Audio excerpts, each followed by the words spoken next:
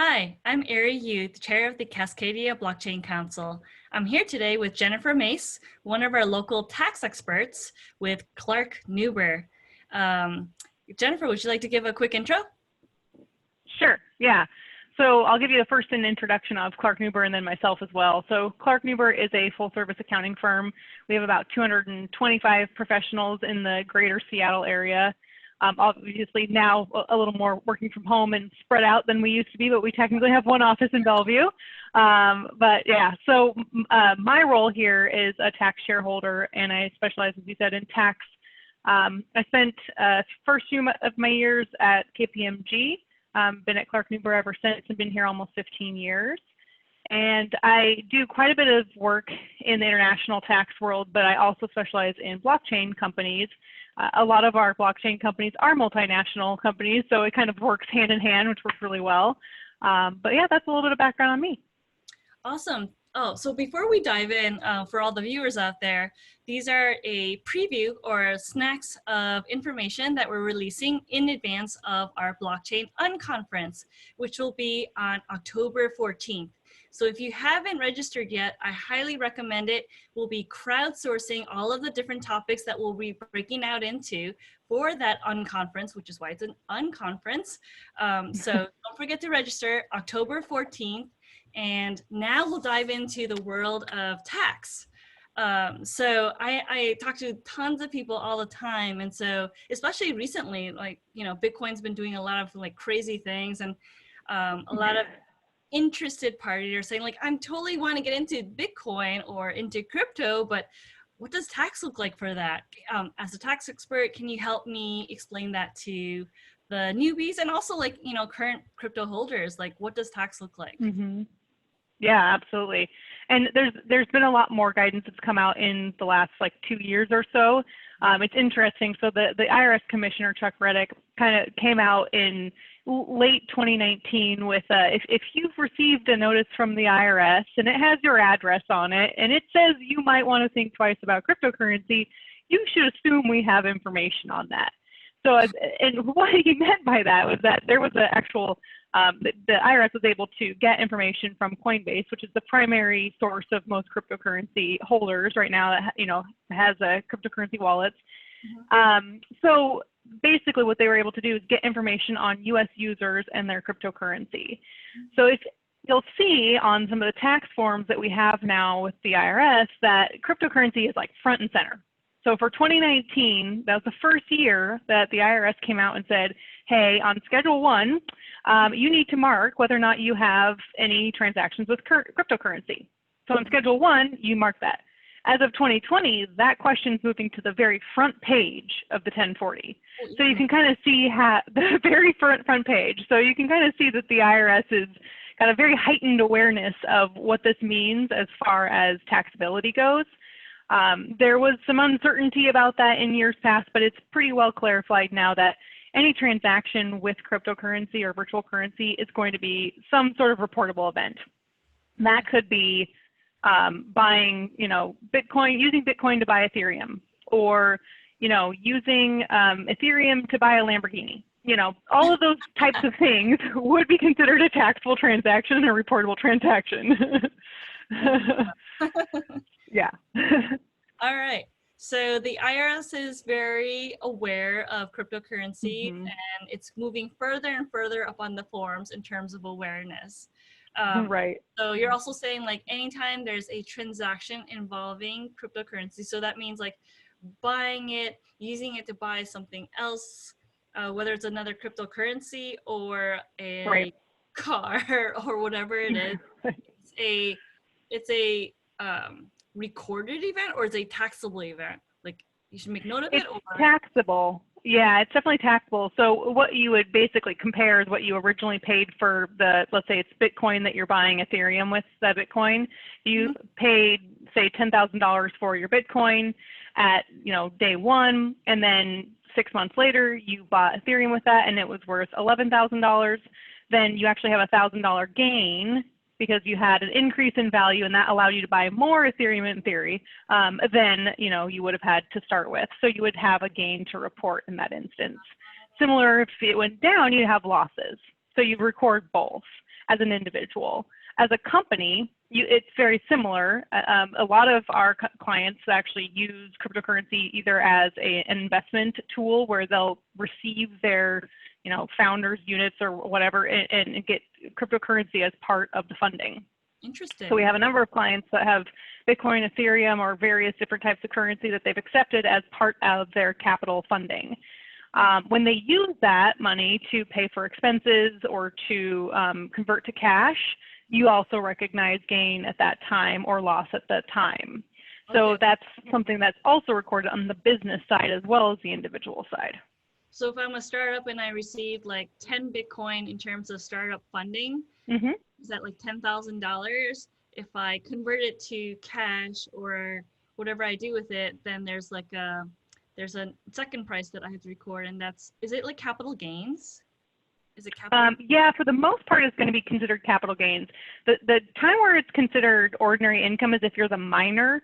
If you're a miner and you are, in the process of mining cryptocurrency, if it's Bitcoin, Litecoin, whatever you're mining, you would record that as ordinary income at the time that it's mined. And then when you go to sell it, it becomes a capital asset and you actually create a capital transaction, either a capital gain or a capital loss. Okay, that seems pretty reasonable. I mean, yeah.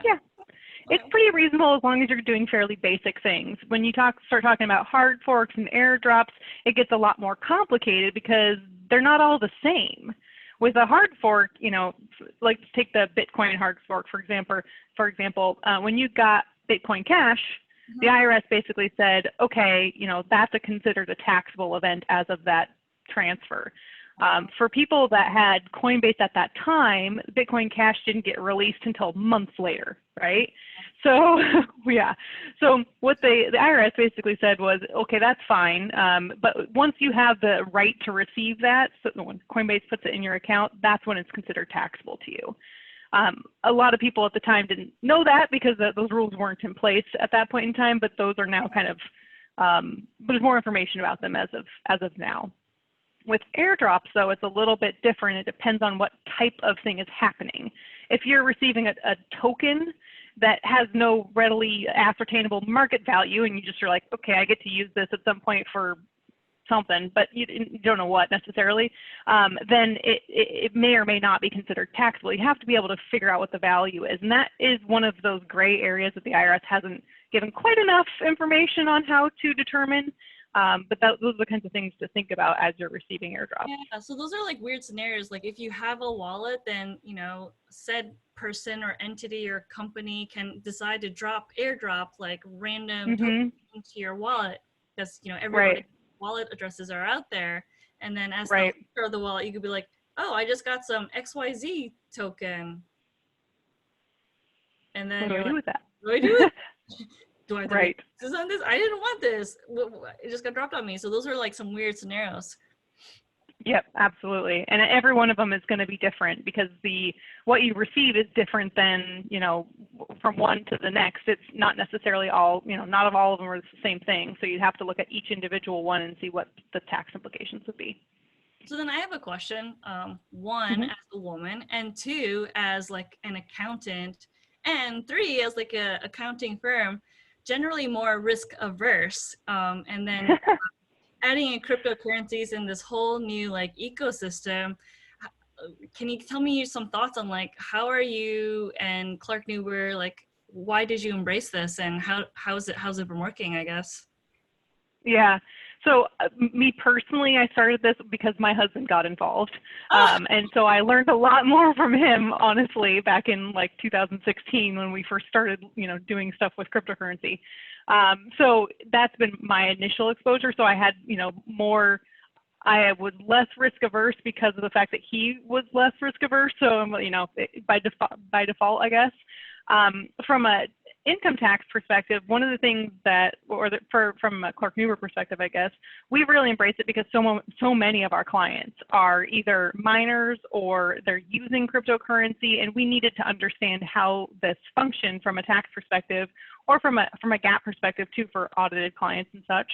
to make sure that we were compliant and we could get through an audit in the event that there was an audit of one of our clients. So it's really important to be able to understand how all of the transactions are going to be taxed, or at least understand the issues surrounding it to be able to, advise our clients, and both on the business side as well as on the individual side. All right, so then what if I'm like a miner and I have all this Bitcoin and I decide to like donate it to the children because there's a lot of hungry children out there? Does that create a taxable event? Because like I have income, right? You said ordinary income, I'm mining it. All right. Yep. I'm gonna give it to the children. What happens? Yeah, great question. So if you were to give cryptocurrency as a donation itself, it's considered a donation of property. So it's not cash, and it's also not marketable securities. So what that generally means is, in order to get a tax deduction for the donation itself, there's a couple things that have to happen. You have to have a qualified appraisal. Appraisal? That's really important. Qualified appraisal. Yes, and that's a defined term. So you actually have to go to an appraiser and actually go through the process of getting it, which I realize sounds counterintuitive because you can see what the value was, very easily on the day and the time that you donated, right? Really? Super easy. But it's not a marketable security. So the IRS says you need a qualified appraisal. Can't we like go talk to our friends in Olympia or somewhere? Or is this a state law? Can we go It's a federal law, yeah. So it would be at the IRS level, yeah. And not only do you need the qualified appraisal, but you also need the appraiser and the charity to sign off on an 8283, which is the form that goes on your personal tax filing to support the value that you're claiming on your tax return. If you don't have those amounts, then you're going to potentially have the IRS disallow your charitable deduction. That's crazy, because especially because if you've owned it for more than a year, you get the fair market value. So if you bought it for $1 and you donate it for $20,000, then you want that $20,000 deduction. The nice thing with when you deduct, or when you take that deduction, you don't also pick up gain. You just basically get to give the property over and not pick up any gain. It's a really good planning tool for tax purposes. Anytime you can gift gains is a great planning opportunity for taxes. Oh, interesting. But I still have to go and get the appraisal. So there's a little bit of there's a little friction there between most cryptocurrency investors that are donating and what the IRS is requiring. Absolutely. It's not super hard to do, but you do have to, like I said, there's a checklist that the appraiser has to kind of follow to make sure that it's considered a qualified appraisal. And the IRS has really been being kind of, not nitpicky, but they're being very particular about making sure that all those boxes are ticked. All right. So like whether I'm a new person into cryptocurrency or I'm an experienced cryptocurrency super trader, like what are some like top tips and tricks or like best practices that I should keep in mind so that I'm keeping my paperwork straight for the IRS or whatever may happen in the future? Yeah, absolutely. From a record keeping perspective, there's a couple of different, well, there's a lot of different tools out there now, but there used to be only a couple, but now there's a lot. So you can actually use a software program and import like a CSV file that will track all your transactions in the exchange. That'll spit out a gain loss report for you at the end of every year. And that information can be used to go right onto your tax return. So as long as you have kind of a combination of that chain of events, essentially, so you have the CSV file that shows all your transactions, and then you have all of the information from the software provider, essentially, that will track it. That'll go straight onto your tax return. That's typically what we would recommend as far as an individual in particular. For companies, it's very similar, honestly. It's not much different. You would still want to keep all of that documentation, but you also want to see, for business purposes, what was it used for. So if you paid, somebody for services that they provided for you, what was the business purpose? Or if you bought a pizza, what was the business purpose? That's what you would want to try and keep track of. Bitcoin Pizza Day. So then, I guess so many questions. Maybe go back to the startup world. If you're a small business or a startup company and you want to do funding, is it better to get like normal fiat USD dollars, or is it better to do it in crypto? Is there like a tax advantage for one versus the other, or does it not matter?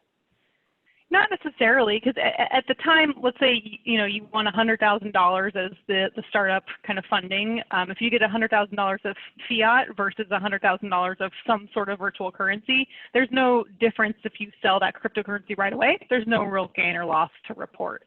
The thing that we have seen kind of catch people that have been in the startup community that have used cryptocurrency as an as like a funding tool is that can go up or it can go very down. So you want to be very careful if you're using a volatile currency like that on funding and understanding what your kind of risk is as far as your fiduciary duty to manage the cash in the company. So it's something to be cautious about.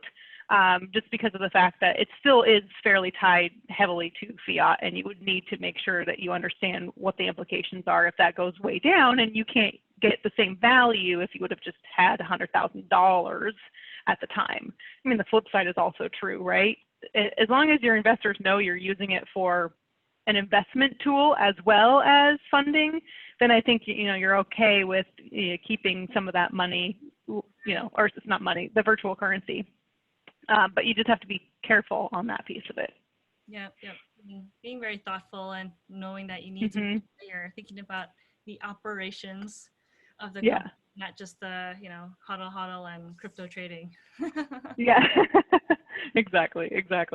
So you mentioned you have international tax experience. I know from talking to a lot of startups, some of them are very concerned about incorporating as a startup involved in blockchain or cryptocurrencies in Washington. Can you give us, some insights on that? Yeah, so we actually have a lot of clients that will incorporate here in the US because they can raise funding, they can do different things here, but they'll actually have subsidiaries worldwide because they have lots of talent that can help create, platforms, for example, for virtual currency. We've got a number of clients that are doing that.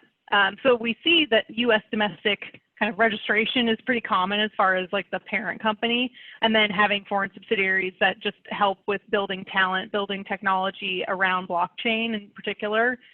So that's a pretty common thing that we've seen, especially in recent years, I would say. The US has got a really kind of definitive legal structure, which is helpful. A little bit of guidance on the cryptocurrency and tax world, right? Maybe not as much as we'd like, but we're making progress, I would say, at any given time. So there's some good opportunities from a US perspective to incorporate here and then kind of go outbound into the world. It's interesting because I think especially in 2018 and 19, a lot of the, dialogue in the marketplace of startups was, we should go just incorporate in Switzerland or Singapore or the Cayman Islands or Bermuda. Yeah. Did you hear that too? Oh yeah, that's been incorporating in a tax haven has always been appealing, I think, for a lot of folks. However, there's some new tax law that happened as of 1/1/2018 that makes that a little less favorable. So I don't know if you've heard of what's called the GILTI tax regime. This is Congress's way of being funny. It's called a global intangible low tax income. So it actually has nothing to do with being guilty or being bad. It just means that if you have income of a certain type outside of the US, it will end up being brought back and taxed here in the US if it's under a certain tax rate, which is 90% of the current tax rate of the US. So if you're in a tax haven, it's really not that beneficial anymore because it's all coming back to the US and you're paying tax here one way or another. But it is something that I hear all the time about, let's try and do this. And those used to be pretty viable options. And I think that, in some cases it still is, but for the most part, if you're a 100% US owner of a foreign subsidiary, you're just going to have to, do it for a business purpose versus a tax reason. True. I think a lot of that change happened with the change to the Trump regime, those tax laws. It was part of that tax act. Yep. Yeah. And so for companies that were like, oh, let's go to the Cayman Islands, after the Trump tax laws came through, and it was like, oh, let's just stay in the United States. Yeah. Yes, exactly. And I have a question about the states. So outside of, there's international, opinions of what's right or not right, but there's a lot of benefits, obviously, of incorporating in the United States. at least from a tax perspective. Hmm. What about like Washington versus Wyoming? Because like Wyoming has a lot of PR, and Caitlin Long, to her credit, has done a lot of great work there. Is there really like a much better benefit to like incorporating in Wyoming versus Washington, for instance? Yeah, for the most part, those are usually legal reasons to incorporate in one location versus the other, because from a state income tax perspective, the sourcing's relatively similar if you're a resident or a non-resident of that state. So for example, if you have a mining business that happens to sit in Washington versus a mining business that sits in Georgia or Tennessee or Florida, there's going to be differences on which states actually are going to have the right to tax the mining income or any other kind of receipts. And every state is a little different on how they view virtual currency. So every state you have to look at individually and say, okay, if my management team sits in, Washington, but my mining's actually in, Colorado, where do I actually pay tax then on the mined revenue? Well, then if I'm a minor and I only pay ordinary income tax, then isn't it better to do all my mining in Washington since we don't have like income tax? We don't have income tax, but we do have a business and occupation tax, so a B&O tax. And so that's a gross receipts tax, which may or may not be, beneficial, because depending on how much your expenses are, it might be better to pay tax on a net income basis than a gross income basis. So again, really depends on where it's sourced to and how you would kind of manage that. And literally every state is going to be different on how they view virtual currency. So you just have to do some planning around that. Interesting. Well, thank you so much for educating us Yeah. and allowing me to ask these questions. I guess any parting thoughts or best practices or words of wisdom for people that are interested in cryptocurrency or wanting some like tax navigation, because it's a little bit scary and new. Right. I would say, cryptocurrency, there's nothing to be scared of necessarily as long as you keep good records. If you can keep good records and use some of those tax softwares that are out there, you'll feel comfortable in the numbers that you're producing for your tax return and the support that you have. The IRS, I think, will be reasonable on, if you've got supporting information, they'll be able to take that into account for any sort of questions that would come up. So I would just recommend keeping very good records. Keeping very good record. Is that like saving files onto your computer, or like should I print them out? You can save them on your computer. Electronic copies are just fine. Awesome. Well, thank you, Jennifer Mace of Clark Nuber. Yeah. Really appreciate your time with us. And to Absolutely. our audience and viewers, don't forget to register for our Blockchain UNconference coming up on October 14th. And we look forward to having a lot more conversations and deep diving into a variety of different topics at that time. Thank you, Jennifer. Yeah, absolutely. Have a good one. You too. Bye, everyone. Bye.